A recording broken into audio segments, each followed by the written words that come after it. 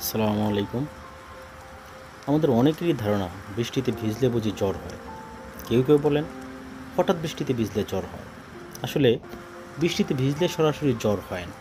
জ্বর হওয়ার প্রধান কারণ হলো ভাইরাস বা ব্যাকটেরিয়াল সংক্রমণ। তবে বৃষ্টিতে ভেজার কারণে শরীরে কিছু পরিবর্তন হয় যা এই সংক্রমণের ঝুঁকি বাড়িয়ে দেয়। আসলে যখন আমরা হঠাৎ বৃষ্টিতে ভিজি তখন আমাদের শরীরের তাপমাত্রা কিছুটা কমে যায়। এই তাপমাত্রা কমে যাওয়াকে বলা হয় হাইপোথার্মিয়া। শরীর তখন এই তাপমাত্রা স্বাভাবিক অবস্থায় ফিরিয়ে আনতে অতিরিক্ত কিছু শক্তি খরচ করে। এর ফলে শরীরের রোগ প্রতিরোধ ক্ষমতা সাময়িকভাবে কিছুটা দুর্বল হয়ে পড়ে বা সাবপ্রেশনে থাকে।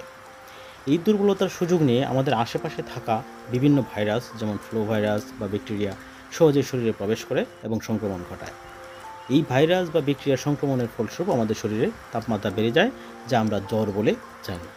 এছাড়াও ঠান্ডা লাগলে বা বৃষ্টিতে ভিজলে শরীরের রক্তনালীগুলো সংকুচিত হয়ে যায়।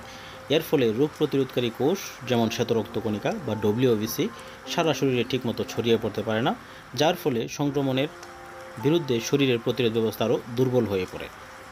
সহজ কথায় বলতে গেলে হঠাৎ বৃষ্টিতে ভেজা জ্বরের সরাসরি কোনো কারণ নয়।